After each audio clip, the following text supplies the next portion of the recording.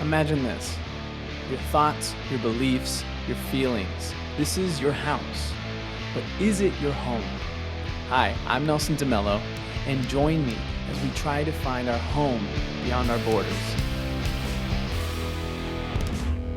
I don't know. I think that's fine. Yeah, that's a good take. Sound, yeah, please. But dude, what is up? You can't be put in a mold, man. You are religious. You've told me you ex-military, and a furry. Yes. Dude, that is something. They pretty much call me Skittle. I'm mixed as well. I got Native American and African American. Yeah, that's awesome, dude. So tell me how you first got in the military. I guess that would be. Well, in high school, I was a quiet kid and everything like that. Most everybody was always following after my brother because he was like trying to run high school and everything until he skipped out. But mainly got in the military because my dad was in the military. Okay. He was a trainer in Benny, Georgia. That's where I was born as well. Okay. And just wanted to, represent him. Go into the military. None of the other kids were doing it. My older sister was doing nursing, but then went to National Guard. Okay. And then you got in for him. Did 9 years as a generator mechanic. Dang, dude. So you did that, trying to carry the legacy a little bit, and you're the youngest? Not anymore. Okay, I hear you. Not anymore. I do have still siblings, but I do have a little brother that came after all of us. Gotcha. Okay. And so, how was life? So, is it remarried? Like when your dad got remarried, then you got a bunch of kids in the mix. What did family life look like? I guess I wasn't much there for the other siblings per se. My dad did kind of go out of the marriage a bit. I see. But as I saw it as growing up, him and my mother just kept everything together. Even though there was some bumpy roads in their relationship and on down the road, seeing them throughout life is just the attitude of you making it work for your marriage. You don't try to work it out for your marriage, and keep it strong for your kids. I see. And so I don't. Maybe it's too deep already, but like what you hinted at, was there like infidelity? Definitely isn't that what taught me how to just be that respectable person that I am today. Gotcha. I've never gone outside my relationships. I'm even married right now. We have no issues. Yeah. Even with drama, we don't really have drama. Yeah. We just do this. Yeah. See. Yeah, it's great. It's like, we don't have enough drama. We want to see it though. We want to see it, but at the same time, we don't want to see it like it. Yeah. That's cool, man. But how did that affect you? So was that like before your time, like growing up, or was that something that happened when you were a kid? How did that affect you, I guess? I didn't think nothing as I was growing up. I was just like doing everything we can do. We go to church. We ate, we barbecue. Yeah. Had family time. My dad even took us to Disney World. Yeah. So me thinking about other siblings, I was like, well, they still my brothers and sisters. Yeah. Okay. I had a tough times swallowing pill for my little brother, but I have to accept that he's my family. Yeah. I see. Yeah, it's families are always a different dynamic, right? Like my parents were together, but it was that same thing of like, we'll do whatever it takes to keep this marriage together, even if like the two people in the marriage are a little dysfunctional and, whatever the case is. And so there was, at least growing up, I had my qualms. It was weird, man. There was a small time when I was a teenager that I actually wanted them to get a divorce because they were so like toxic. And I was like, dude, just leave each other, But growing up now, like, I understand like that marriage is it goes deeper than like the dysfunctions and stuff like that. And And I think that's like super respectable. And I don't know if you see it now, like being an adult and seeing them like, dang, they stuck it out. Yeah. Like no matter all the mess that they've gone through, they're still together. Yeah, throughout everything, they still together, and they love each other. They still hold each other's birthdays. My dad had an accident a few years ago, traumatic brain injury. Oh, whoa. Unfortunately, somebody just left a manhole cover open in the middle of the road. No way. Yeah, it was tragic. It was during my it was like a year before I was getting out of the military. I got calls like, "Hey, your dad is in a serious accident. It's touch and go, but he made it." So yeah, he due to the accident, he lost a lot of our childhood memory. No way. In which we had spent years and time like showing pictures, telling them stories. Yeah. There's some stories that we still miss because like, those are just pleasant memories. Of course it happened, but we just forget to tell them sometimes. Yeah. But it was just tough for us for a while, and I was distraught because I really couldn't go because I was getting ready to deploy. Yeah. It was going to be my tour to go to Afghanistan. Whoa. And right before I was doing training and all that type of stuff, and boom, accident happened like 3 months before I had to go. Dude. Yeah. And it was very tough for me to hear that and deal with that. I didn't get a chance to go home, make sure he was all right. Cool. He was definitely beat up the egg. Yeah. But I was just thankful that. Yeah. Thankful. Thank God. Thank everybody that helped them. Yeah. No, that's crazy. And it's nice to know that like the government, the military, like let you do that. Cause I know you basically sign your body away. So they could have been like, no, you're not going. Exactly. And so like that, man, that must've been real tough though. Yeah. What was the hardest part? Were you scared of like losing him, or did you know like, okay, he's going to make it, but did they tell you like, hey, he's not going to remember things? And at the moment, I was just super relieved that he made it. Like, okay. I was just glued to the phone, like, make sure he's all right. Talk to my mother, talk to my brother, talk to other family members, just make sure that he was all right. And once I got the news, like, hey, he made it. He's in ICU. He's breathing and everything. And I was like, great. And thank God that he didn't remember. He didn't remember sections of us growing up. I was just thankful that he still remembered us. Yeah, dude. I would. That would be something I would be so terrified of. Like, is he my dad if he doesn't remember that I'm his son? Yeah. Like that's. Yeah, that's not something. Worry that jumped in my head. Like, please don't forget me. Yeah. Don't forget us. Don't do anything of that nature. Don't go away. It was a very tough situation. Yeah. And I have seen people lose their parents and be distraught and needing that extra hand to get out of their depression. Yeah. And even around the time that everything was happening, I was going through my own depression. Yeah. Okay. And that was I was engaged to a German local. We were expecting a kid, but while I was in Afghanistan during that tour, she was like, I was no good. Yeah, left me alone. Dude. And I was doing everything for her. I was sending money back for the baby.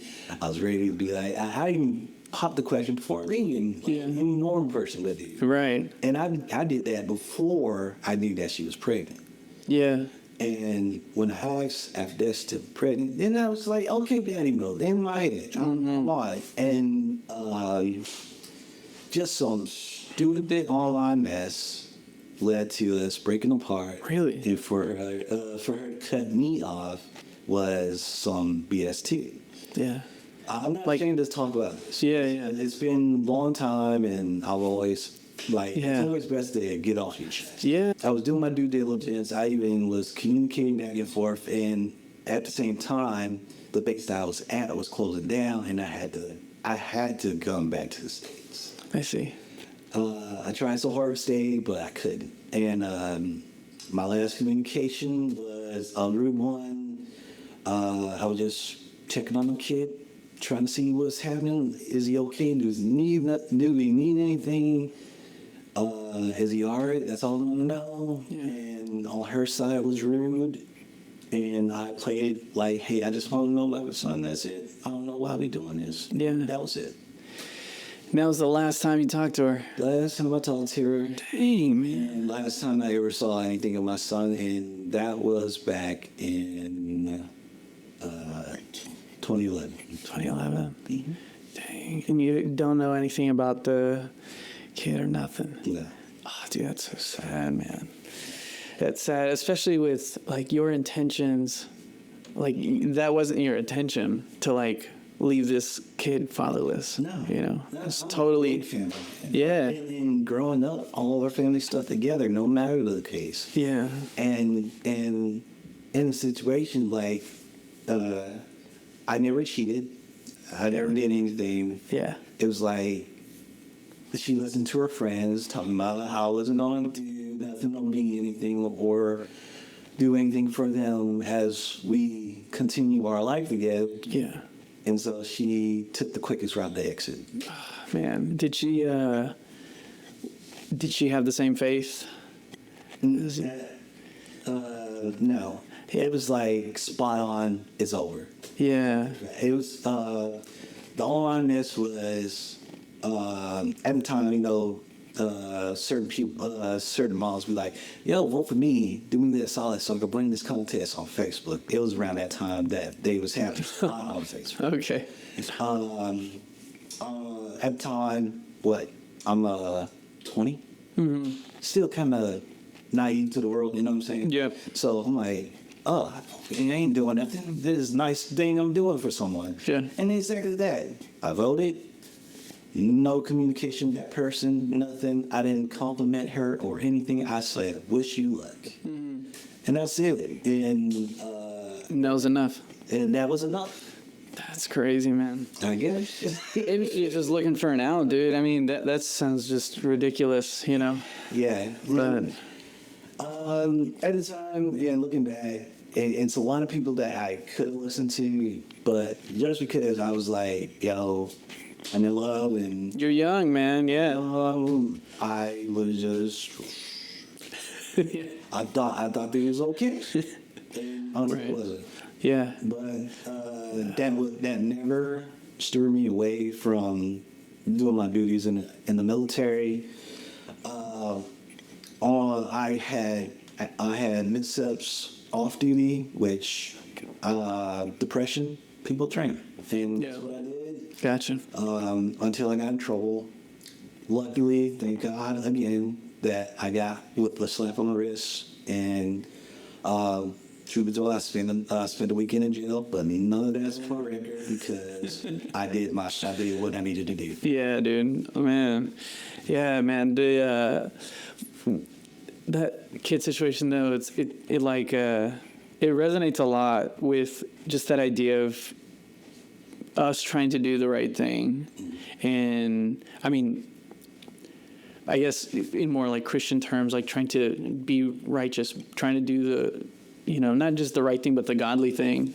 And it's not reciprocated, and the other person just refuses to kind of follow that. And that's why I asked, like, oh, is she, Christian or anything like that? Because I think that mindset, I don't know if that's like exclusive to Christian or maybe just anyone with like religion. Mm-hmm. But that idea of like just trying to do, it's more than the right thing, because the right thing can look like different things to different people. But the thing that, I don't even know how to explain it, but like every kid needs parents, and every and families should be together. And I don't know if that's necessarily always the right thing, but that's definitely like I would argue maybe the godly thing. Yeah.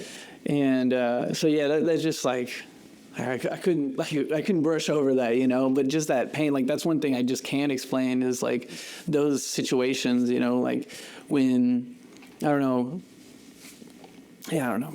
There's just a lot of examples of that where like one person in the couple or one person in a relationship is trying to do right by the other person, trying to do the right thing, and the other person just refuses. Yeah. You know, and that's always tough. And you just ask like, why? Like, I'm trying to do the right thing. I can't do the right thing though. They're not letting me do the right thing, and it's just a tough thing to sit in.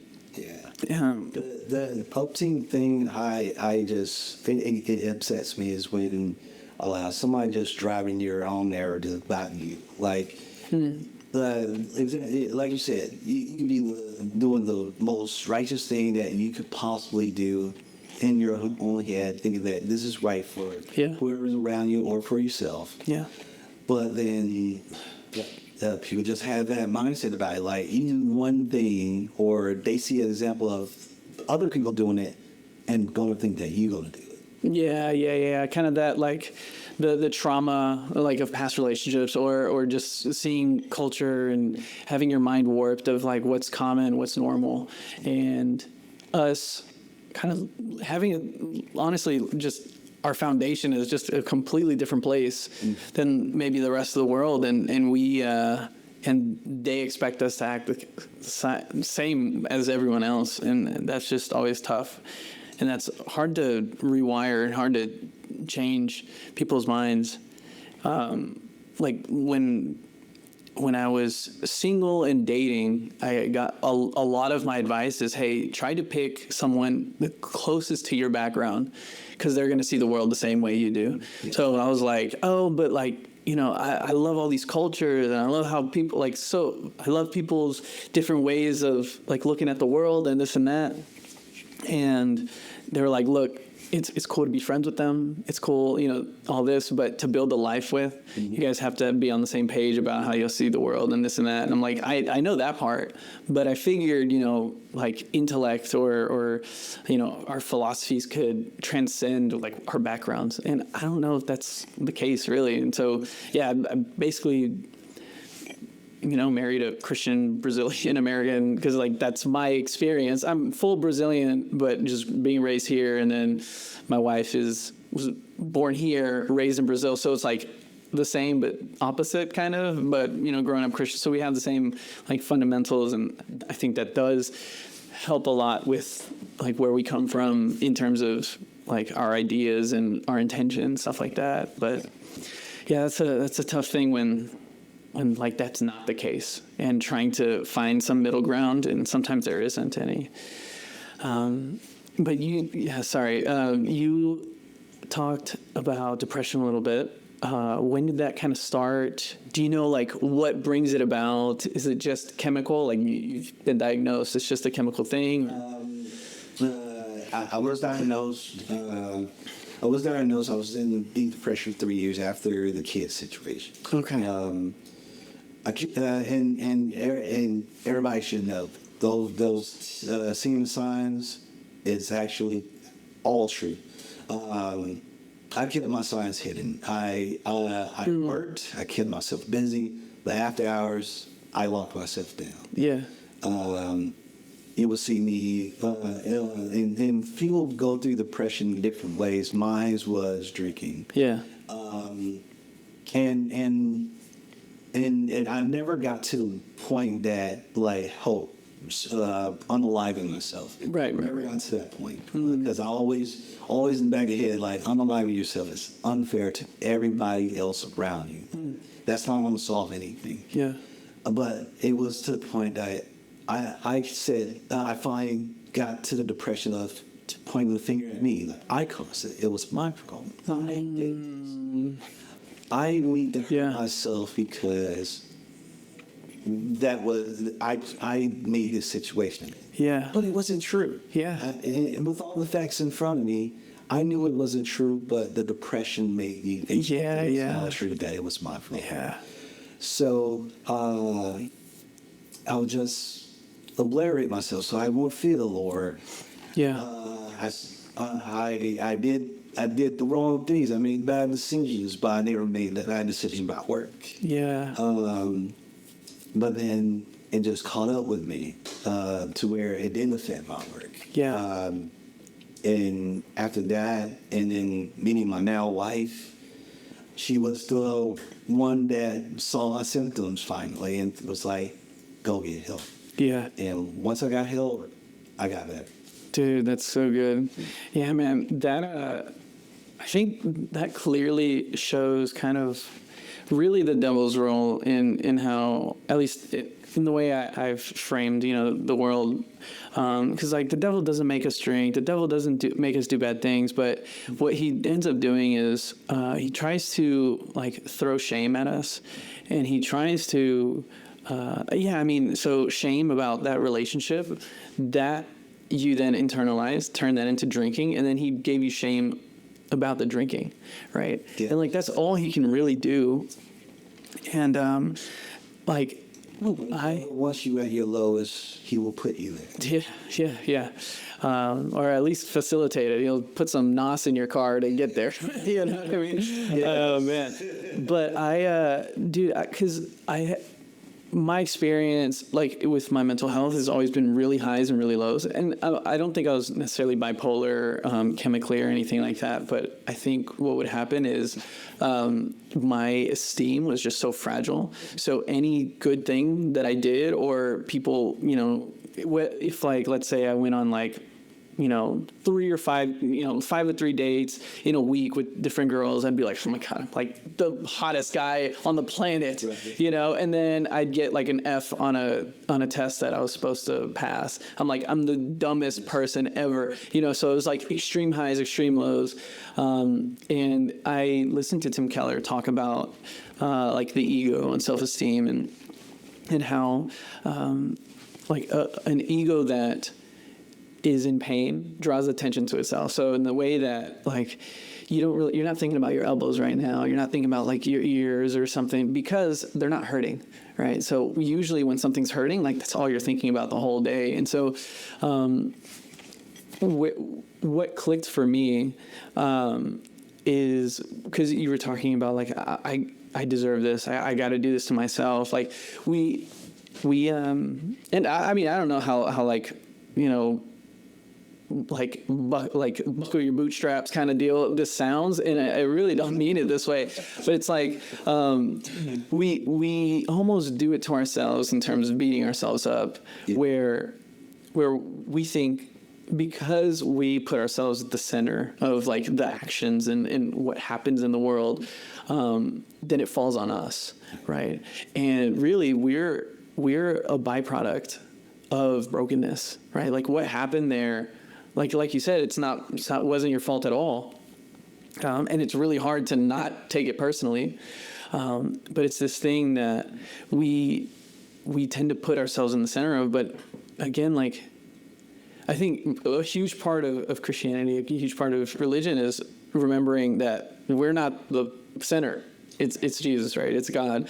And so when we realize that, it takes the blow away a little bit, if we at least can humble ourselves in that sense, right? And that's kind of where I was getting at, is like we don't realize it, but putting ourselves at the center of a trauma, at the center of something that happened in our life, an event, is a level of egoism. It is a level of like, I'm the center, yeah. Right? Because like she's going through stuff, the kid's going to go through stuff, you're going through stuff, people around, her friends are going to go through stuff, her family, it's bigger than us.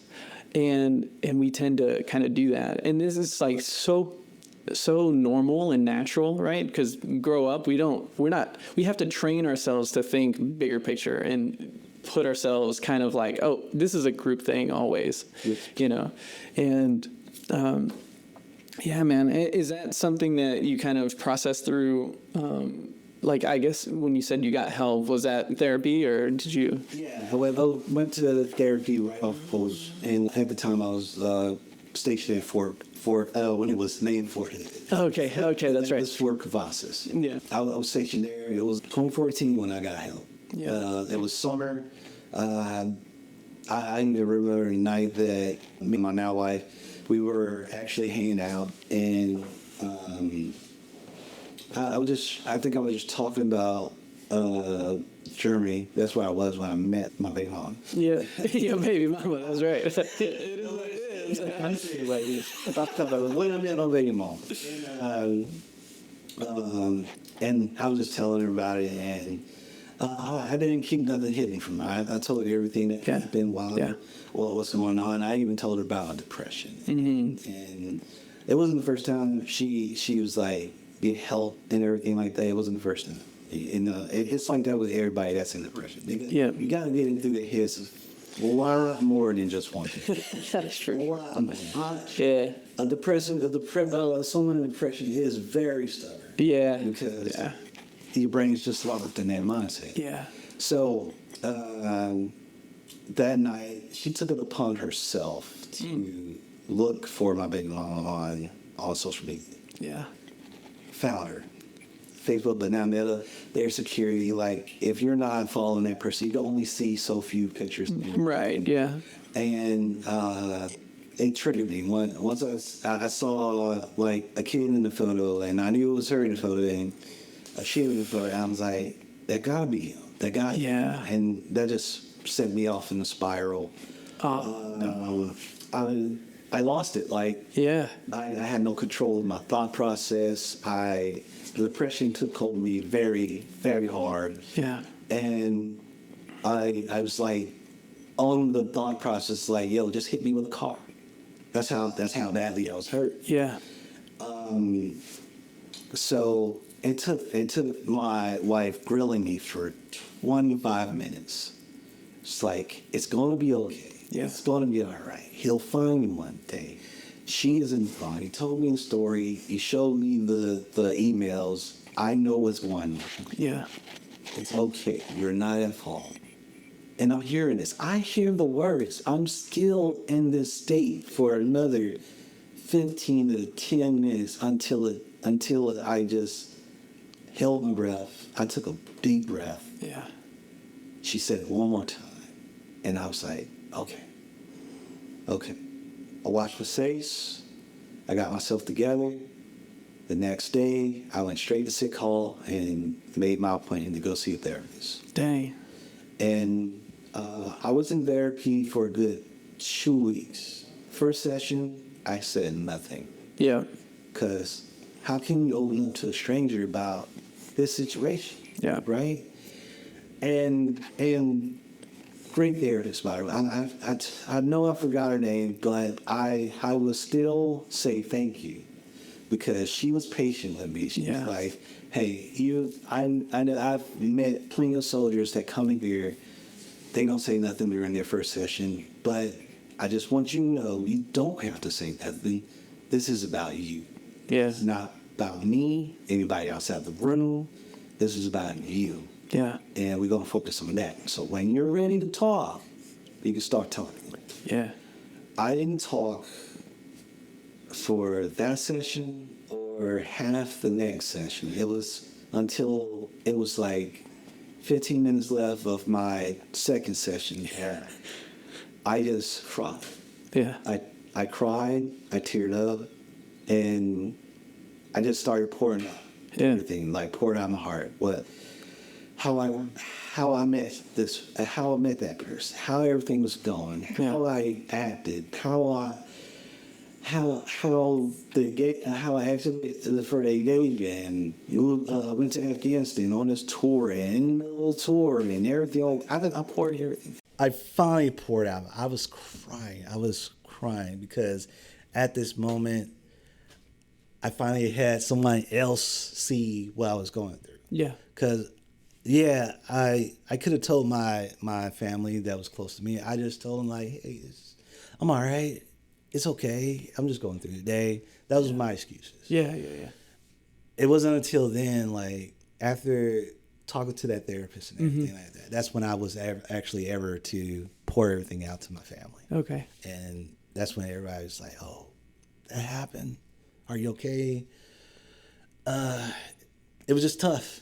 Tough for a long time. And it was like the stuff didn't end there. After the deployment with the new unit in Fort Hood, going through depression, dealing with it, and then boom, I would say this is now going forward to 2016 now. At this point, I'm like, everything should be okay. Unit's getting ready to go to Korea, in South Korea.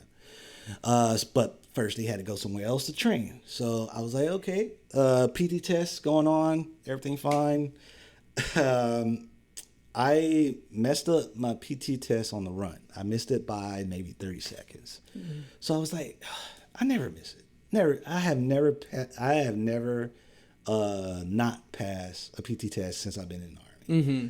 And this is my first time I would have to retake it. I'm like, okay, I got to retake it so I can stay in, keep on with the training, do whatever not. But something was going on with my ankles, went to go get checked out. I had heel spurs about this thick, this long in the back of my ankle, and they had to surgically remove them because they were not going away. Yeah. And my right was worse because it was actually in my tendon. Oh, dang. And, okay. Yeah, they was like a month or two of more of the bone just puncturing my tendon and everything like that. I would not be walking.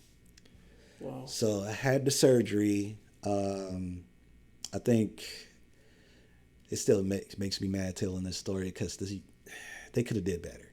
Because at surgery, doctor's like, hey, you can't do anything that the Army tells you. You need to relax. Here's meds, and everything like that. So I was like, okay, cool. I'm in a boot, knee scooter and everything. Just cruising through the base. Cruising through. Unfortunately, my barracks room is on the second floor. Oh, no way. So these guys wanted me to still come to formation and do CQ day on, day off. Okay. And do fire watch and all this type stuff on a knee scooter and an ankle that is still open. I fell once already. You're out of your mind. Yeah. It took, and at the same time, since everybody was gone, it seemed like they was trying to kick people out. Mm-hmm. So I just get random calls to the captain office, sign paper, talking about arc fatigue, got a history of behavior issues. Like what? Never. Yeah. Never. I'm the number one guy that tries to stay under the radar. Yeah. Until I'm not. I'm sure that's what they all say. Yeah, definitely that. I be trying not to. It's just you just have bad days, right? Yeah. So none of that happened. Listen to my mortar sergeant who was getting out at the same time. He was like, they ain't going to stop, so you should get out. So that's when July 2016, I was still recovering from my surgery. They were still trying to mess with me. So I got out. Mm-hmm. Yeah. And it sucked because I was like, the military was going to be my thing. I was trying to get to the 15-year mark if the retirement cutoff was still going to be 15 years, but later it changed back to 20. Oh, okay. So I was trying to do my 15. I would have been there, but yeah, got out because they was Fort Hood is not a great base. Gotcha. Openly, I would say that. Okay. Yeah. If any soldier gets there, it's like a black hole, and everybody's about me. Gotcha. Which is kind of ironic for soldiers. I feel like that's not a. Well, I mean, I know plenty of soldiers, so I see how that's very compatible. But it's just like, I mean, I don't know. I don't know what the public perception is on soldiers, but I guess like idealistically, you're like, oh, these guys serve the country and this and that, but they're like, hiding weed under their bunker and getting drunk like every night, all that. Yeah, everybody can have their perceptions about soldiers. Like soldiers definitely get themselves in trouble. Like I know. I started in the military at 17. Yeah. Oh my gosh. Yeah. That is I started at 17. I would say that Germany made me see how soldiers could be. I see. Yeah. Like statistically in Germany, it if you're a black soldier, you're gonna get married. Okay. You getting a local, you're going back home. But most of the times, like you see soldiers with different lady every other time they get a chance to. Yeah, yeah. Of course, that's the strongest statistic with soldiers. That soldiers cheat. Yeah. And that probably put me in the boat too. But I'm not. Everybody's not the same. Yeah, that's right. Every soldier is not the same. Each soldier has their own motive why they in the military. Exactly. Yeah. And I can attest, like, people once people knew what to do with like gaining an education or something in the military, they ran it. Okay. They found the system. They found their system that they wanted. They found the program that they needed. Yeah. And they took charge of their career. Yeah. Unfortunately, me, I moved around so much that I did not know about these programs until it was too late. Dang. Okay. But the GI Bill still came in clutch after the fact. So Yeah. I still got a bit of a college education after the fact. Do want to go back, but as of right now, just got to focus on personal. Yeah, I know. Trying to survive. Trying to survive in this economy is insane. Yeah, dude. Well, I think all that's left now is to talk about being a furry. And I mean, just to preface, you've already made the distinction. You don't do any of the sexual stuff, but I am wondering, like how is that? I know nothing about it, and that's why I was like really curious. So help me out. Yeah. Start with what it is, I guess. Yeah. So, don't get me wrong. Imagination is start from childhood on. Okay. Everybody can still have imagination. For me, it's more mental. You know, it's more mental in the feeling, and like it starts off like a feeling of animalistic tendency. Like for me, I feel like I'm a wolf somewhere. You know what I'm saying? Okay. And that's why like sometimes I'll be like, man, I got sharp teeth, or I lick my canine or something like that. Gotcha. It's more it's more mental. Mm-hmm. It's definitely more mental, and it formed into a way of life. You know what I'm saying? Okay. So for me, and pretty much the sticks it for furries, like we love the colors that we love. We try to match as closely as possible with those colors. Like right now, you see me with green, I'm matching. Yeah. I try to. I pride myself into matching all my colors. I have a yellow tail. I have a yellow ears. I have a purple tail, and I have a purple hood for to show that I am a furry out in the world. Okay. And I can openly say the community is definitely split because like everybody in the world immediately thinks, it's a sex kink. It's a sex kink. That's it. All I see is people in animal costumes doing whatever. Not. Yeah. It's not the case. Okay. Like I've, if you go to an anime convention, or you go out to the bar, or go to any type of convention, after the fact, you're human. Mm-hmm. If you find you a person that you fancy, you know what I'm saying, you're gonna go grab it, right? Mm-hmm. So it's still people being people, but enjoying being themselves. Okay. Like, but we do have people that are so deeply into that mindset that take it way too far. I see. That's how we come to the sexual part of it, right? Making it a kink, and we also have people that are super like, I'm a cat, I'm a dog, treat me that way. Yeah. And but it was crazy to hear that a politician in Texas was making a bill talking about no furries in classrooms. Yeah. When I'm like, are you trying to take away imagination for kids? Yeah, interesting. It was interesting take. And his reasoning was that he was like, oh, kids are using litter boxes in classrooms. It was like, and they was like, hey, do you have proof of that? He had no proof. I see. No substance. Yeah. None of that is really happening. Yeah. That's so well, yeah, because I think the first thing that I think of, and I think this is like the general population who doesn't really understand it, is like the people who identify as animals and then the kink, right? So it's like mental disorder and like sexual, I don't know, debauchery or something. Like I don't, yeah. And if that was your thing too, like saying that sounds weird, but I think, and that's kind of the idea. I think they don't understand. It is a form of cosplay, Yes. right? Yes. So, okay, yeah. From there, like from that standpoint, I don't think anyone would disagree with it or anything. But I guess it would also be like, do you think you have a responsibility to?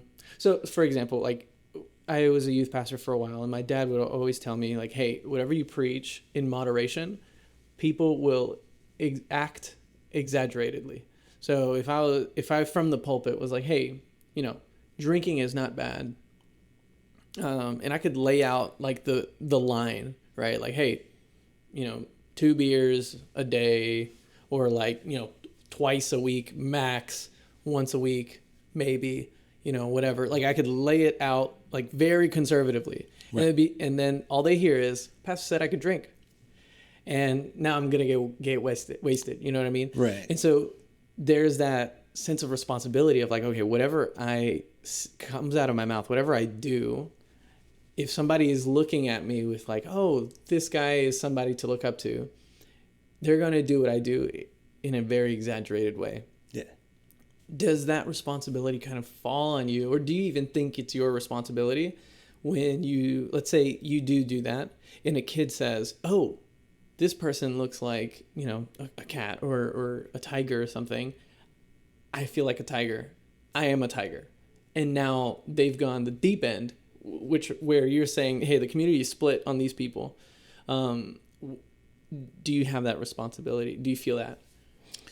It's tough to say. I'm probably not going to be the only furry that's going to say this. Like we just want to be ourselves. We just expressing ourselves on how we feel like in our mindsets by wearing fursuits and all that type stuff. Yeah. Like we're getting our and we call them Fursonas. We getting our Fursonas out there, but we're no different. Mm-hmm. We just putting another self out there for you to see. Like these are our other true selves. But at the same time, like, man, you have doctors, lawyers, caregivers, everybody else that possibly are furries, have a fursuit at home, and just go to random conventions just to have fun. Even if you ran into a furry at a convention and they are fully suited out, they don't really talk. Like, you just go up to them. If you want to hug them, you hug them. You want to take a picture of them because their fursuit looks cool. That's cool too, and we accept that. And most of them, we don't really talk. Like, we act like big old plushies. Yeah. That's pretty much it. Okay. Like, and I'm working on getting my fursuit for next year, because like all this year taking a break because wife in nursing school, so hunker down. Yep. But once you graduate, hoorah! In October. That's right. I cannot wait. I'm proud of her, but it's kind of on the thin line of being stressful. I know, dude. But yeah, after that hump, dude, she's gonna be making nurse money, and then it's over. It's over. You can retire. Yeah. She already joked on my, I'm gonna make you a house husband. Like, no, I like to work. Stop it. Love you, Brittany. But shoot. But it. I knew I was a furry long time ago. Yeah. It's just like I never stuck it. Like I felt I had the mind, I had the tendencies of, feeling like I've been feeling like I was a wolf for a long time. Yeah. And then I was just having a discussion, not a discussion. I went to an anime convention, IkiCon, and it was like 4 or 5 years ago. Yeah. When and it was like my second year of going to cons for the first time. Yeah.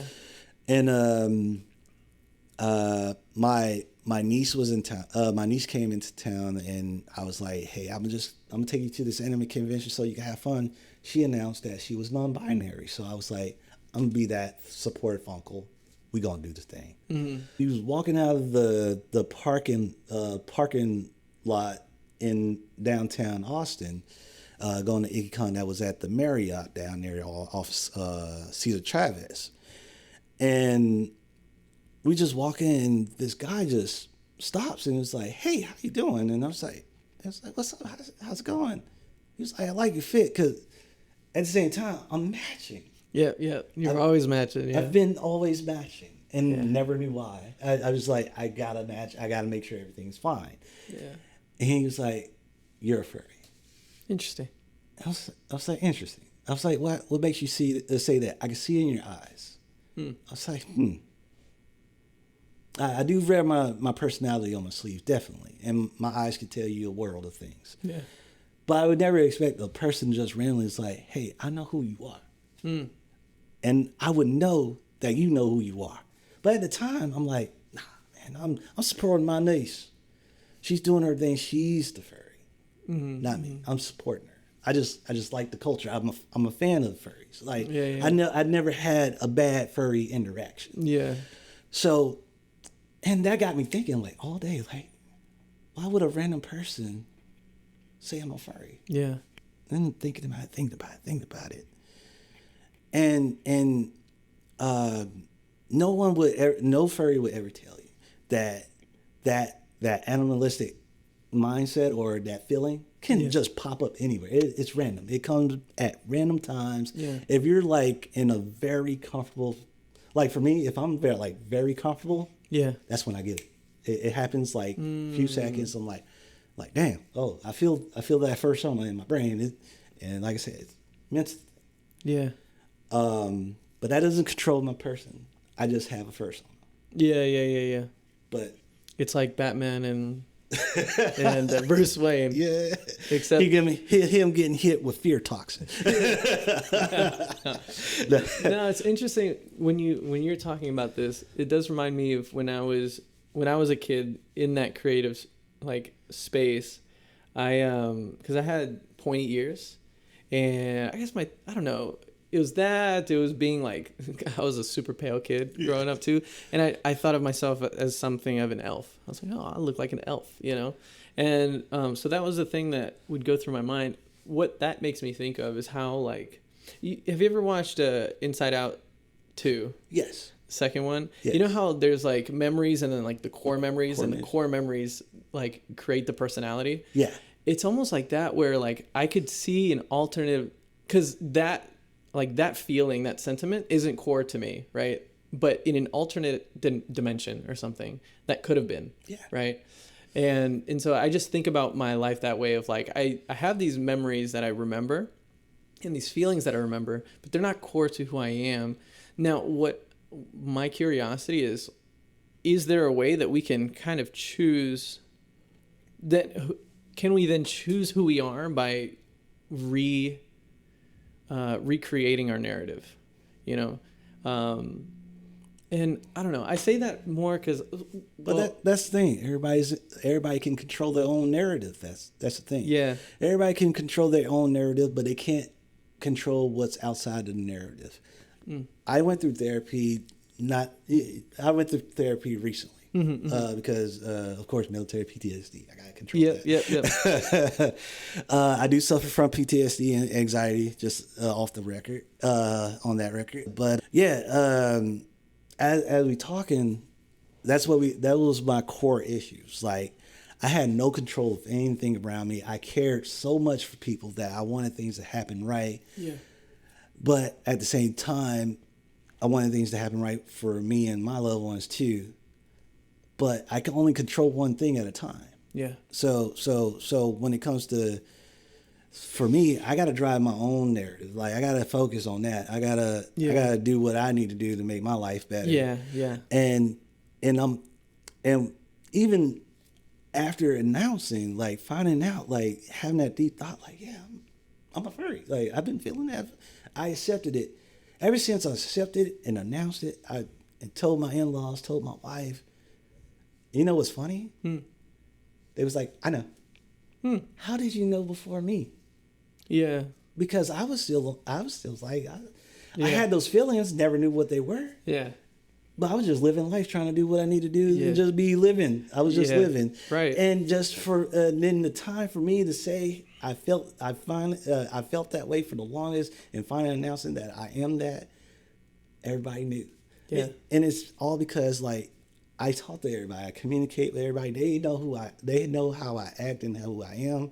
Yeah. And if you're my closest friend and and I've talked to you, even if you're not my friend but an associate, Yeah. if you talk to me for a long while and know who I am and everything, you probably will find out that yeah, you could be a furry. Interesting. Yeah, I guess I'm so oblivious to that sphere that I wouldn't probably have recognized, because when you said that, that was like a left like curveball for me. But that's just because I'm like completely ignorant to that. Yeah. But what you reminded me of, like coming out as a furry, the those videos of like when there it was a huge thing in Brazil where like a son would go to his mom and like come out as gay or whatever, Yeah, and then be like, no, stop, like don't say that, you know, it's like you're not gay, and it's like it's a joke, you know. But there's like a few of them that are fails where they're like, Mom, I'm gay, and they're like, honey, I know, and they're like, no, I'm not gay, It's like, no, stop, it's okay. It's like, no. Yeah. Oh man. So, It felt like it was getting close to that moment. I was like, what? what? You're almost like offended, like I was, yeah, kind of like I was like, I'm trying to tell y'all my truth, and you was like, I know. You're like, what? You said I wasted breath. Yeah. I just had to start acting the way. Okay, all right. For real. Oh man, that's so funny. But what do you think it does for you? So you're saying like that's just an interesting thing that you like. So it's not that you identify, but you feel comfortable in, like, feeling like a wolf, or how would you explain that? It's kind of tough. I feel whole. Okay. Cause it goes along to like, it'll be a hard example. This is a hard example. Okay. So it's like someone with schizophrenia Okay. hearing something in the back of their head, like a voice or something like Okay. that. Feeling that animalistic instinct is different. Okay. But that, like I said, this is a bad example, but it will drive it home to where it needs to be. Okay. Okay. So it might not be for every furry, but my own experience. Okay. Always felt like divided or misplaced. Like I don't, like, who am I as a person? Like I'm this kid that grew up in a black home that had an imagination, watching Toonami as he grew up, thinking he was a Gundam outside and everything like that. Yeah. That's me. So how did I get here, right? Yeah. Because I never had these thoughts as a kid. I never really thought about sex or anything of that nature until I was like way older. Yeah. And I would guess like the tendencies, the mindset started happening after I was 22. Okay. That's when I started having like dreams. Mm-hmm. When I'm just like somewhere random, I start having the tendencies.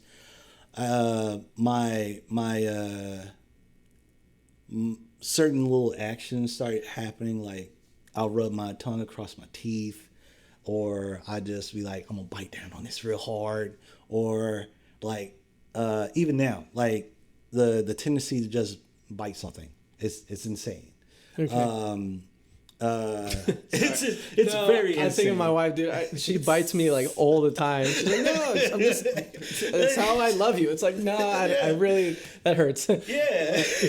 Like I started having like those type of little actions, but at the same time, like I'm still myself. Like I'm that guy that is still gonna be on your six no matter what. Yeah. I look out for the best for everybody. Yeah. I put respect first before respect first for anyone. Yeah.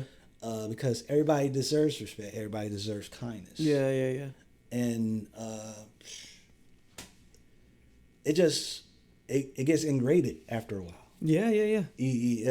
After a while, it's just you.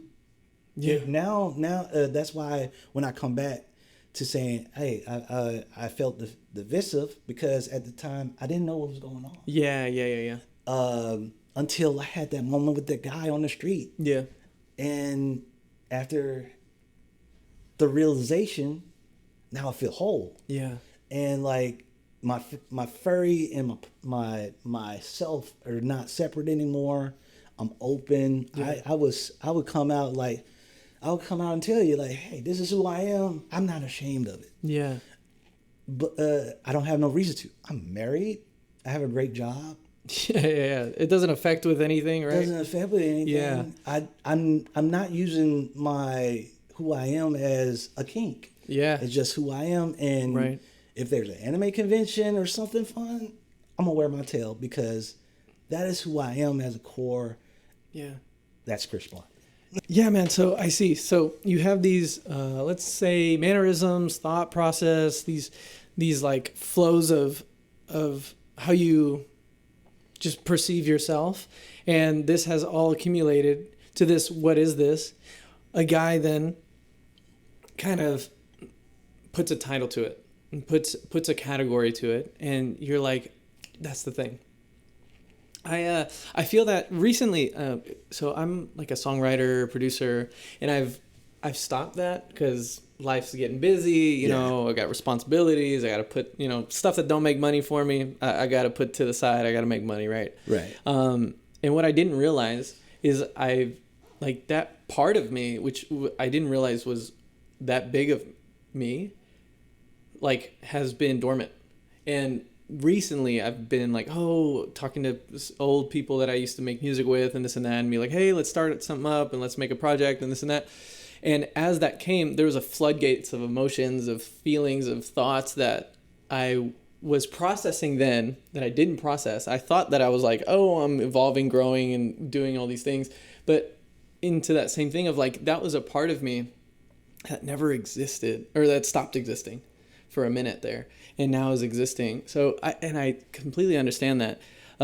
Wait, hold up. If at any point in this you said, dang, I never thought about it like that, please subscribe. What are you doing, man? I'm trying to pay my bills. Okay, anyways, let's get back to the serious stuff. All right, see it. I think maybe some viewers though, because I don't know, psychologically, the breakdown, I don't have a degree in psychology or anything. So, take my words for a grain of salt. But there seems something of like an oral fixation, right? Like fixated with your mouth, you're feeling around in your mouth, whatever the case is. And that with this sense of creative outlet combined, then creating this narrative, right? And this was being told by a person. I guess, I don't know, like I'm trying to kind of I'm just trying to understand the mechanisms, right? Because I know that there's going to be like, let's call them haters, maybe they're not haters, they just don't understand, or like, but why does it have to be this way kind of deal? Yeah. They're kind of thinking through, okay, what you're saying makes sense, but why does it have to be like, why did this turn out to be furry, right? And it becomes complicated, at least morally, right? Where let's as a Christian, the Christian circles, church, like they see something this atypical and they're like, that ain't right, and I already know it's like that, but you're here saying, I'm not harming anyone, I'm not harming myself, there's no vice that I'm like, not divulging, what's the word? I'm not like lusting after anything in a sense. Yeah. This is just kind of who I am. Where am I going with this? There was, I guess in terms of identity, I think maybe it come in that sense, in your identity, then what does it do for your identity in the sense of what does your Fursona give you that maybe being yourself without it give you?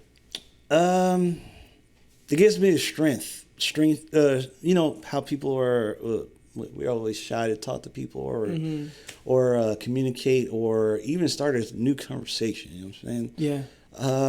I used to be a shy kid. Yeah. Throughout high school, never really talked to anybody. I got a few friends in getting close to my sophomore to senior year, but it's like, yeah, quiet.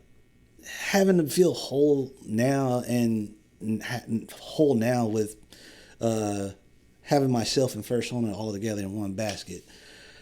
I feel like I'm open to talk more. Like I feel great. Like I don't have the mental worries like who am I as a person. Like I struggled with that for years. Like who am I as a person? Can I develop myself even more? What am I doing wrong? What am I doing right? Yeah.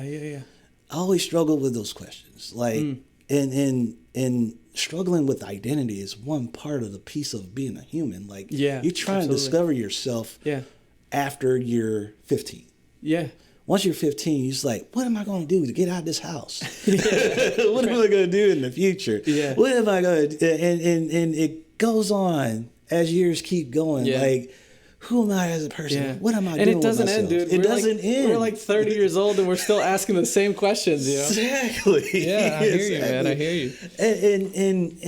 And me accepting myself was just one piece of the pie. I just have to be myself from now on. Yeah. And most of my family members would tell you, like, Chris was always animated since he was young. Yeah. I don't know what happened. There a period of time he was away and things were going wrong, and I'll already tell you what was going on. That's right.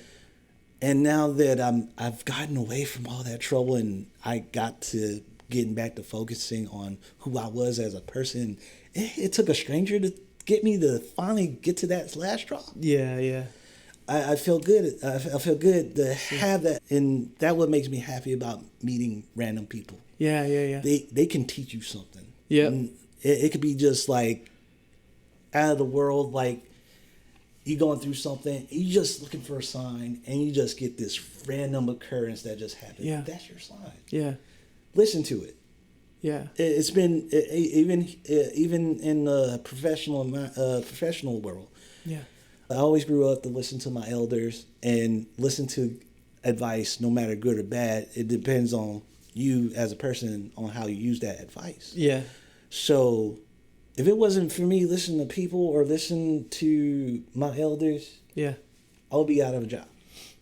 Or I'd be somewhere sick, or I would be locked up in a mental ward or something. If I didn't listen to people. And that's the thing that the world need to get through their heads. We don't need separation no more. We need to talk to each other. We need to communicate. We need to work together. Yeah. None of the separation ain't gonna work no more. That's what we're doing here, man. We're talking. Yeah. But no, I love that, dude. The humility of just understanding. I mean, I know it's a cliche, and actually I don't like this cliche of like everyone has something to teach you and this and that. Yeah. But you put it better where it's like people are gonna talk and you can decide whether or not you're gonna use it, but you have to listen. Yeah. You know, like they might at least listen. Yeah, like their advice could be anti-advice. You're listening to this guy and you're like, okay, this guy is actually a fool. I'm gonna do the opposite of what this guy is saying. But sometimes you gotta let people cook. Yeah. You know, you gotta let people cook. Yeah. And that's cool, man. I think if I were to like draw it in a little bit into like Christianity and that whole, you know, sphere, there is this idea within it's really Eastern Orthodox, this idea that you have a real self and a false self, but the condition of a real self is the version of you that's fully accepted and fully loved by God, fully cherished by God, and having that harmony with God, you can be your full self, right? Your false self is the persona that we show the world because we're scared of getting hurt. You know, we have our insecurities and all this stuff, and so like you're almost describing a sense of this. But I wonder, is your Fursona, could you ever see that as a crutch where you can only be your full self when you're not Chris, but your Fursona? No. I've gotten aware that I don't need my Fursona. I don't need it to be myself. If only time I use my Fursona now is when I'm streaming. Okay. When I'm streaming or I'm going out to an anime convention. But even if I'm dressed up as a furry at an anime convention and somebody asks me my name, I'm gonna say Chris. Hey, how you doing? Honorary fist pound. How you doing? What's up? Oh, your cosplay look great. Like, awesome. Your cosplay look great too. Like, Yeah. is I don't think it's gonna be a crush in the future or anything like that. So let me ask you then: was that an evolution of what it became? Because maybe at the beginning it was something that helped, like kind of get you out of your shell and let you figure out the world and stuff like that. But it sounds like maybe the more and more like you've accepted the Chris, you didn't, like you're saying, you don't really need your Fursona anymore. You do it more out of like a creative endeavor. Like this is something it's like a literal, just a hobby kind of deal. Yeah. Interesting. Like my Fursona had it was its own identity, and it became a partner. Mm-hmm. Like you said, it evolved over time and having a thought process.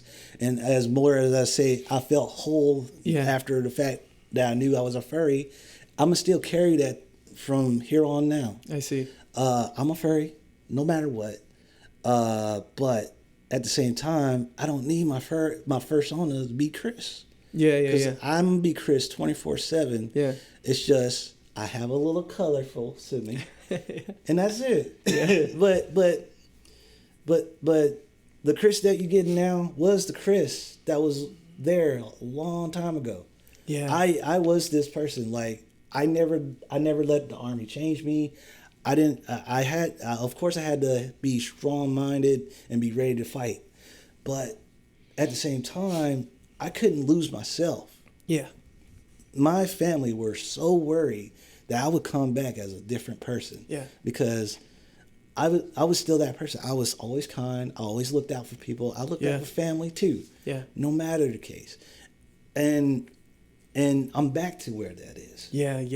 I would say when things were first starting, I was still like kind of hesitant on people. I was I had people that I was friends with, talked to, and whatnot like that, but I never fully trusted people. Yeah. I always kept them at the ends of my arms or the ends of my fingers. Yeah. And I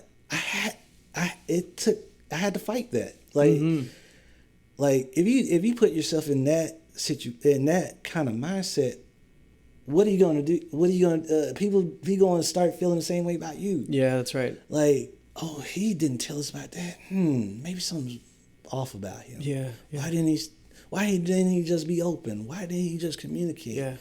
I'm like I understand there's some things that people hide just to safeguard themselves or or it's a family issue, they don't want to spread out the information, but if you got something going on with you and you need help, you're gonna need to open your mouth. Yeah. Come on. Yep. Closing yourself up is not the way to go. Being away from people is not the way to go. That's definitely true. Yeah. It's not going to help nobody at the end. It's definitely not going to help you. Yeah. And so I would say, my Fursona was my crutch when it started, when I found out. Because that Fursona kept me away from the thoughts of being of unaliving. Yeah. That Fursona helped me out. Yeah. Once I got better and I just meshed the two together, realizing they're the same person. Yeah. I was just too deeply depressed to realize, hey, that person is screaming to get out. Gotcha. And you need to get back to yourself. Yeah. Once I got back to myself, I was good. Yeah, that's I think of, well, first, like, I guess a few things, but the first thing is the idea that we all take a different path to get to like this place of, I don't know, it's deeper than self-acceptance, I guess. And I mean, maybe, battery's running out. So yeah, maybe we don't have time to like, get into faith and all this stuff, but there's this sense though, like people would say, oh, all roads lead to God. And a Christian, I think more appropriately would say, I think a lot of roads can lead to Jesus, but only Jesus can lead to God. And this seems like an act of common grace. Is this idea that like whether or not, like however you're seeing God or whatever, your faith doesn't necessarily matter, but because God is so gracious, He can really expand that throughout. And so something like taking on another persona can lead to like a blessing and a reversal of the trajectory of your life, even though that might not be directly Jesus or anything. Uh-oh. This is day 3, actually. Definitely day 3. We had a gap there. But to continue on, you mentioned stuff about church. And so what was your background like with church, and how do you feel about it now? What's going on there? All right. Growing up, of course, all of my family is religious. We are Southern Baptists, of course. Through and through all my family, we got some Christians in our family, but we still love each other no matter what. For whatever for each other. I even went to a church summer camp for a while. Okay. Yeah. Cool.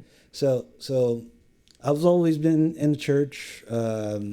Grandparents always in the church. I've buried both my mother's parents at the same church that we went to for the longest. And as I grew up, we still went to church and found churches near the places that we moved to. And then I had a period of time, my mom got interested in Islamic beliefs, and we did the whole, well, I want to get it's a difference from doing the black church Muslims to actually Muslims in a mosque and everything. Yeah. In which, we had the Islamic side and talking about the Quran and all that type stuff, in that church, and of course at the same time it was like, who was over it? Farrakhan. Okay. So, yeah. Which he's still over the whole Islamic side of that. So he's still ahead of that. But during time, like, I guess it was building me up to be a proper man of the Islamic faith at that time. I was always having to dress proper, talk proper. Yeah. But also be a strong black man at the same time, because that's at the end goal. They was all about civil rights at the end of that religion. Yep. So grew up.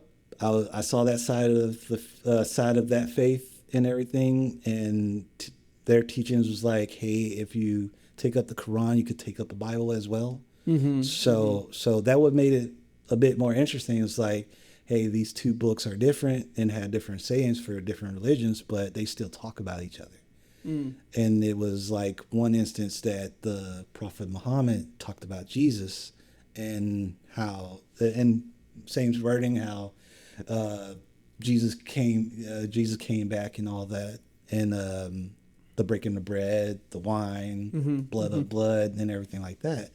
So I was like, well, they talk about each other in a more like kind of congruent way, in which they see each other. They haven't. I guess to me, I probably haven't got to a part to where they talk bad about each other. I just saw it as they mentioned each other. So they knew that a prophet and Jesus was around at one point, but they never really talked bad. It just was like, hey, we believe in this. This is our side, but and this is what Jesus believed on this side. Because every time I saw the pastor come in and give the word, he always came out with a Quran and had a Bible. I see. The Quran sat left, the Bible sat right. Okay. Every time. Interesting. It was a very interesting period of my life, and then after a while, and I guess my mom saw the civil rights and part of it, and it being like super serious and everything. I guess and then we was moving at the same time, going to a different school. We left that part of the faith, but of course I retained some of the teachings that they did give us while we were there. But at the same time, I was like, well, I always enjoyed my Baptist church. So after that, that's what we did for the rest rest of my time while I was at home. Yeah. Went to Baptist church. I did tithes, offerings. Even when I got my senior year and I was waiting to go into the military at that year, I held a job at McDonald's for a little bit. Yeah. So even with my little check, when it came down to church, I still put in like $10 or so. Something. Yeah. It's like I'm doing my service society, doing my service for the church. They give great word for me. The church has always, if I had questions about things as a kid and I heard a sermon, it helped me out through it. That's cool. But as I got older and the military, I was fast-paced in the military. Yeah, It for was sure. super hard to keep up with the religion. Like at the same time, I was split in between. I still had the knowledge from Islamic faith Yeah, and my Baptist faith. I see. So when you get in, they were like, "What religion do you want on your dog tag?" Oh, you're on your dog tags. That's right. Yeah. So it was hard to choose because I was like, well, I believe in both faiths, and both faiths has done no wrong to me. I could believe in the prophet, and I could believe in Jesus and God as well, and that held me true till this day. Like I still believe in I believe in that faith. I believe in all faiths, and everybody has their beliefs and everything like that. Yeah. But for me, I'm like, well, religions can. I'm still stuck on that part. Like religions can talk about each other, mention each other, Yeah. and I felt like it's kind of sort of a togetherness in that part. But I know the cultures that follow behind it Yeah. make people divided. Yeah. Well, and that, I think that is really cool. And I think on the surface, like what I mean on the surface, if you don't dive way too deep into each religion, like on the surface, they kind of have like the same general message and all these things. Where like a huge, like difference, I would say, is so Christianity believes that Jesus died for our sins, right? Mm-hmm. And he is God incarnate. Islam, and this is where I'm like a little confused, where Islam is like, no, that's just a prophet, and like Jesus is just a prophet. And so the like you can't have the intermingling, at least of like complete belief. Mm-hmm. You can maybe intermingle ideas together. Like for example, I'm not Hindu, but I like the idea of dharmic duty. This idea that we were created for a purpose, and for us to align to the universe is for us to be in our purpose. I think that's really cool. Yeah. But I'm taking that as like a philosophical thing, where someone else who believes that in Hinduism might take that very spiritually and, have faith behind that, where, that could lead to, nirvana or, a better reincarnation, whatever the case is, where I'm like, no, I think that's just a cool idea. Yeah. Which is almost a slap to a Hindu's face. Yeah. Of like, oh, this is a neat little idea you have. And they're like, I live by this. You know what I mean? Mm-hmm. And so that's kind of, I think, where the disconnect starts happening is when, and I mean, no offense, right? Like I'm not trying to offend anyone, but there is this like maybe a lack of irreverence to a person's whole belief. If you're like, oh, we can try to intermingle these ideas together. And it's like, no, but I live by these words. Right. You can't just lump me in with other things that I don't believe. So that becomes kind of what's complicated. But I mean, you spoke on the Islamic people treated you well. Church Christians, they treated you well too. And so there wasn't this there's no hostility there. But at the end of the day, there is if we're in pursuit of spiritual truth, somebody has to be right, And I think you're right when the Quran does talk about Jesus. And I was talking to actually Vanessa a little bit. A lot of religions talk about Jesus. Yeah. Jesus is a very, very important figure in history for a lot of religions. But there's only one religion that allows Jesus to speak for himself, So I think that's something that sets apart. That's one thing that sets Jesus apart from everyone else, right? Jesus is allowed to say who he thinks he is, where Muslims and the Quran and Islam tries to force Jesus into their own box, of who he thinks he is. I think that's one thing. And that's one of the things I did pick up out of the Quran too. And I was like, well, you mentioned it and everything like that. You tell about his story just in a small bit. If you look in the Quran and you like, I want to look at that passage about Jesus, it's only one page. Probably a paragraph of what I remember of seeing. I see. Of that passage. Yeah. And I guess at that point, understanding that's why I like mostly wanted to go back to Southern Baptist, because I was like, well, if this religion mentions Jesus in this way, what about other religions? And you going on that rant, like other religions do mention Jesus, but they could pronounce him as a prophet, not the main important person of history. Yeah. So that would drove it back to me going back to Baptist church, because like I was brought up that way. I was brought up that way. I know that way. Of course, I got taught Islamic for like maybe a year and a half, but that never drives me back to like my home is Southern Baptist. That's my home. That's where I can gather with my people, and that's when I can get the sermons that I want to hear. That helps me out throughout the day. Yeah. And I hear you. and it is kind of tough, and it is a tricky topic to me. Trying to find another place to worship, because like I since 2019 getting absorbed with these bad news about priests doing this, priests doing that, a person in church doing this, infidelity in the church, or something like that. It drives a person away from the temples. It does.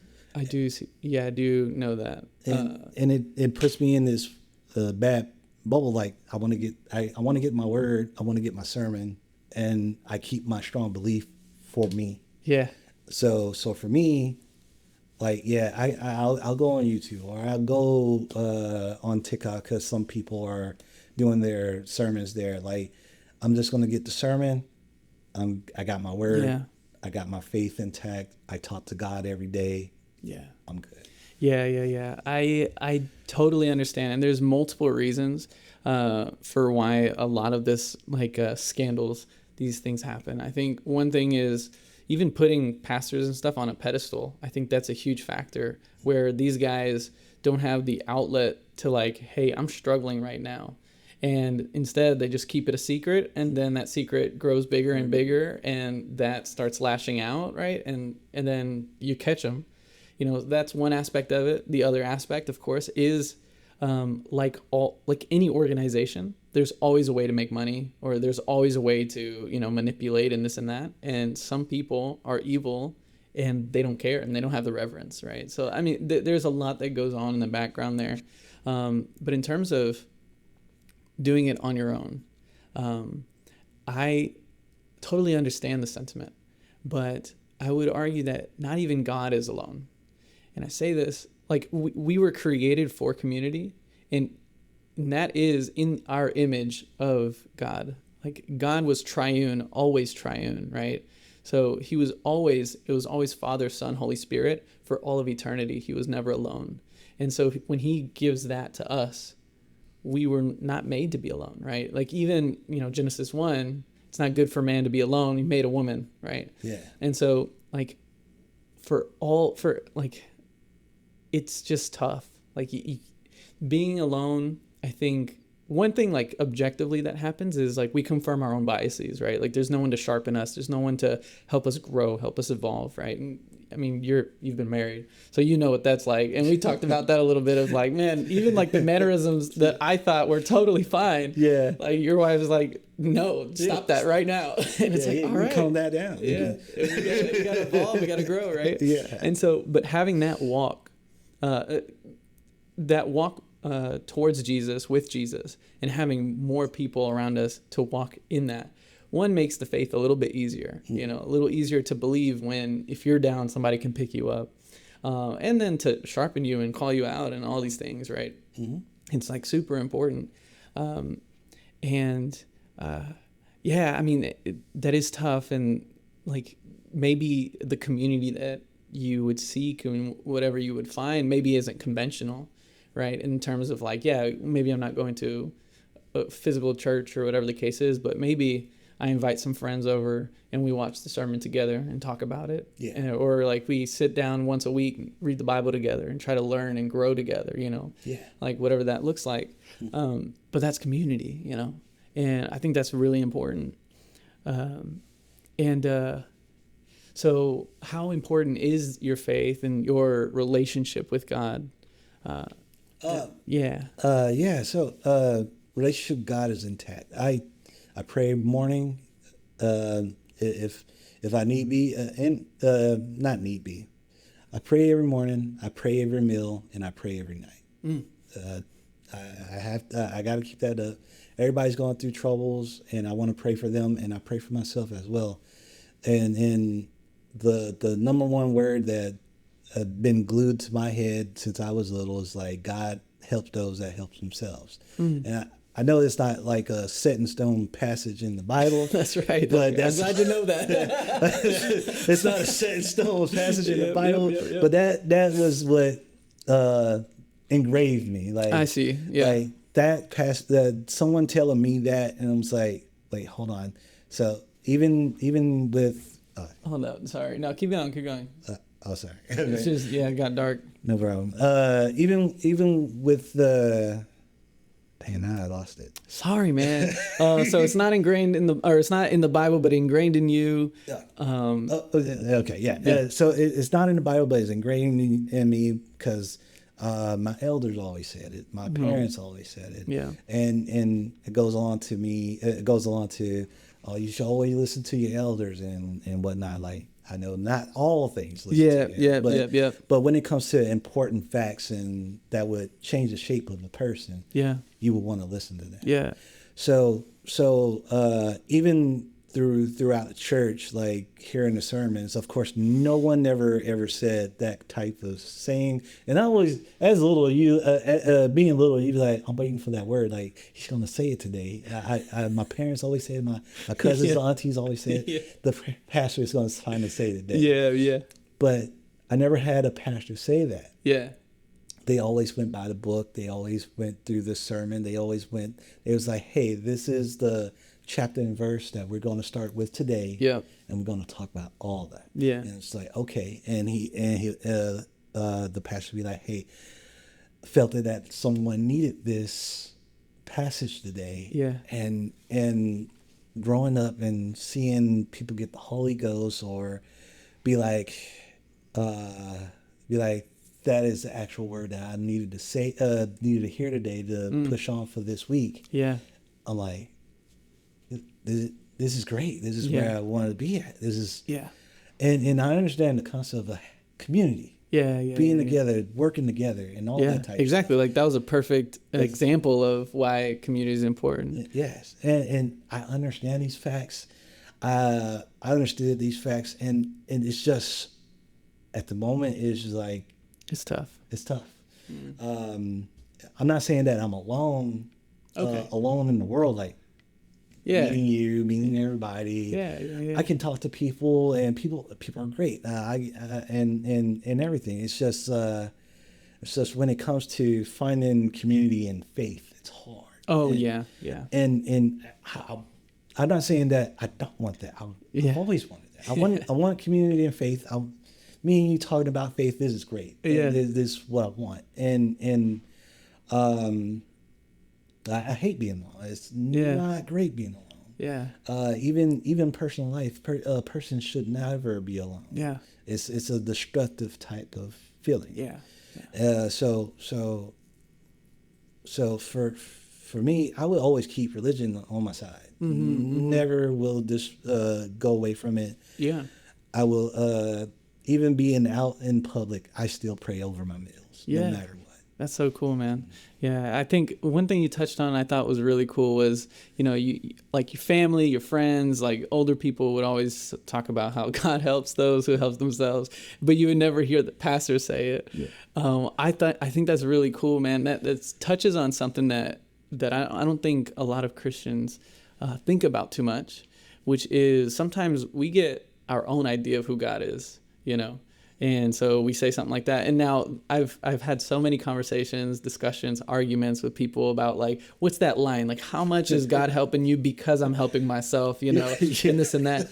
But like, if we think about like just the miracles that we've gone through, right? Like what part did we actually have in that, you know? Right. And I think that's something maybe even like the pastor is conscious of. And that's why he doesn't repeat it on the pulpit is like, man, I would look at the Bible and I try to be objective about this is who God is. I'm not trying to project anything on God, but this is who I see God is. And this God works whether I do or not. God is faithful regardless of whether I'm faithful, exactly. You know?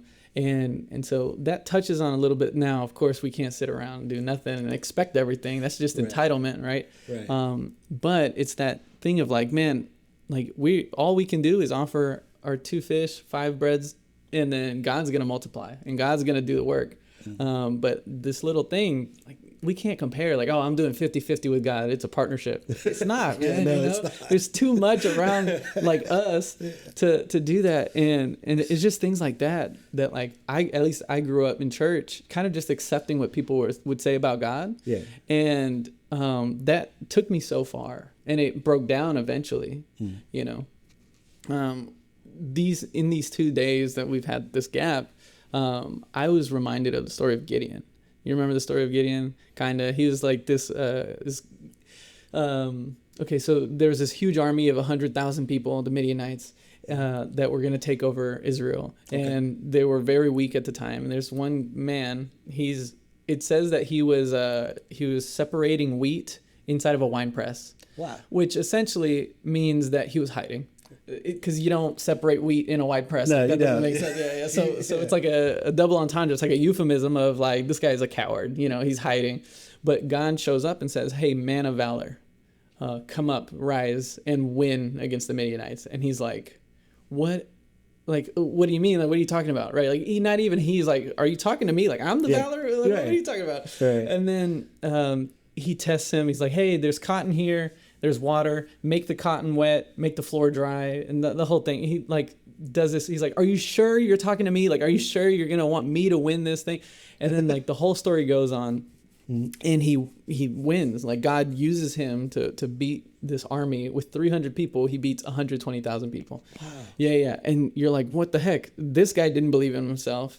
I'm pretty sure he comes from like the smallest tribe of the smallest clan, you know, and so people around were like, this guy is nothing, you know, but God saw something in him that no one did, right?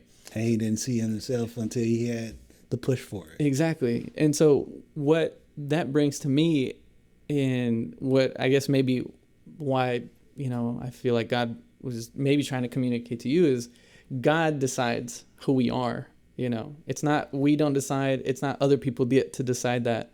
But we have to figure that out through life. But his word has already been written. So there's plenty in that. So like an example with me, like a lot of, I get a lot of intrusive thoughts, even to this day, of like basically identity words, right? Manipulator, liar, you know, whatever, you know, lazy, you know, all these words come to me and I'm like, wait a second. But who does God say I am? Yeah. You know, because I can ruminate on that and say, no, this is who I think I am. It doesn't matter what I think I am. It doesn't matter what other people think I am, right? But God has decided, and God created me with purpose and with intention. And so who does he say I am? And, you know, when we look at the passage where it says that we are new creations, you know, like the old self has died and the new has come, then there is this belonging and tie to Christ that is our identity, you know. And I wanted to share that. And like, I guess to be blunt, subjective, I'm not necessarily saying that, you know, parts of your life is wrong or bad, and that's not what I'm saying. Well, what I might be saying is that can't be the loudest voice in your head that defines who you are, you know. For example, like I really do make the comparison of, you know, you being a furry to me being an artist, of like this is a part of me that is only expressed when I'm doing this thing, and I like that part of myself. And like, I totally understand that. And I don't think that is inherently wrong, sinful, or whatever the case is. But if God called me to more, or God called me to go in a different direction, or there might even be a level of like reconciliation, or like redefining what that thing is, right? Like, so let's say I'm making music, but I need to express like the dark stuff, in my heart or whatever, and just get it out. Yeah. Well, God might say, hey, no, I think it's time for you to glorify me through music, and you need to create like, worship music, which personally, I don't think that's my calling or anything, but if if a song or two comes out and it's worship, like, that's cool. Right. But that's kind of like, I don't know what that looks like for you, and I'm not going to pretend I know what that looks like for you, but I felt in my heart to share that with you, and leave you with that. Thanks. But that's all I got. Yeah. Is there more? No, this was a great conversation. And Dude. definitely needed, because I never really had conversations like this, like very deep about who I am and being religious in this world, and how I deal with things. Like, nobody really like sits down and talk to me about it. Cool. And I could say, like, most furries out there, or people like me per se, that are like good with themselves but religious, like, most of us are alone. Yeah. Nobody really knows that, but we are mostly alone, and we do try to reach out. We do try to, be there for the people. We do, if we're religious, we do try to be in church and everything like that. It's just like, my number one thing I can say from top that I've always had on my head is, like, people need to stop using religion as a tool to hate absolutely, or hurt people. Like, keep on going. Go. We need to stop that. Like, we all should be believing in the word, and the word is supposed to bring us community and togetherness, and why would we follow beliefs that says that we need to cast a stone on someone? Right. As a logical person, like, we're not going to kill each other. Why should we kill each other because of our beliefs? We should be having our beliefs, say, hey, these are my beliefs, but not pushing on anybody. Have togetherness, work together. Yeah.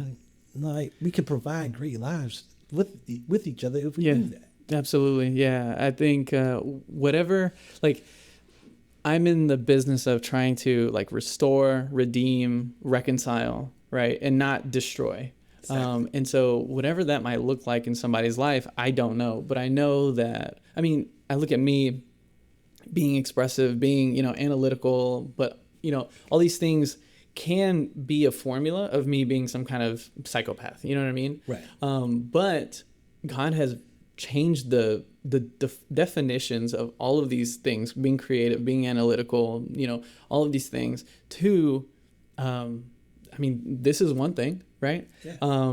But big picture, surface level, it's just, using what you got for good. I get it. But it's can be deeper than that, in saying that, that anything can be transformed into a godly thing. Yes. And I will explicitly say like a Christian godly thing, right? But that's just my take on it. Yeah. Right. Yeah. But I absolutely think you're right. I think there's too much, like, there is a status quo even within the Christian church that we have to accept, and this and that, but there's no space for, like, goth Christians or furry Christians or whatever that may look like. Yeah. And say, like, this isn't debauchery. This isn't, whatever. I can't even think of, like, what people would say. Yeah.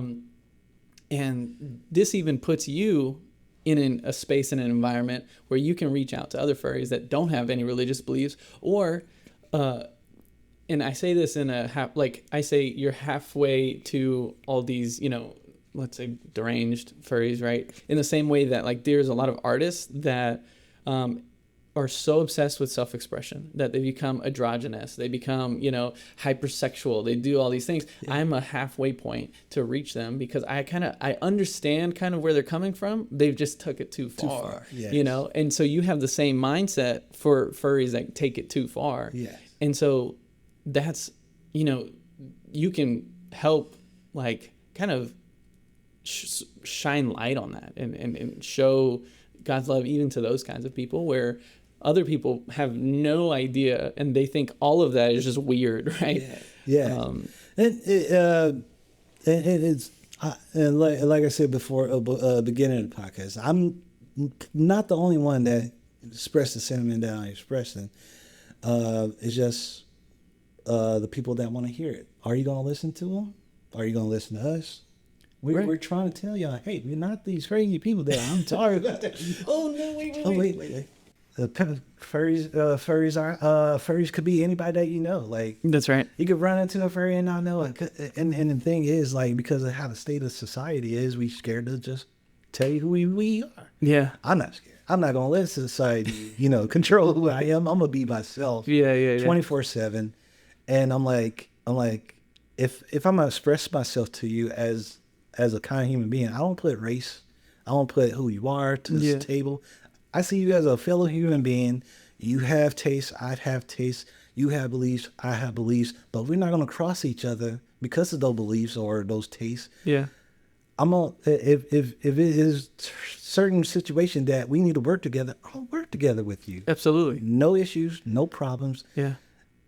And I would say that to anybody out there, like, yo, if you have a person that is like in trouble with certain things, mentally or physically, please help them out. Yeah. Don't just stand there and sit back. If everybody has a voice. Yeah. Everybody has 2 hands, 2 feet. Let's work. Some people don't, but some people don't. sorry, disabilities. I'm so sorry. So sorry. That's a veteran, dude. Come on now. No, I'm just playing. Sorry, disabilities. But hey, even for disabled, you have people around you that still help. Everybody can lend a helping hand. Just make the first steps. Absolutely. Man, I really like this conversation. I appreciate it, man. Appreciate you having a conversation with me too. For sure, man. See ya. Hey guys, thank you so much for going on this journey with me. If you like the content, please like, subscribe, follow, and remember, there is more to life, and that is good news. Thank you guys so much. Have a great day.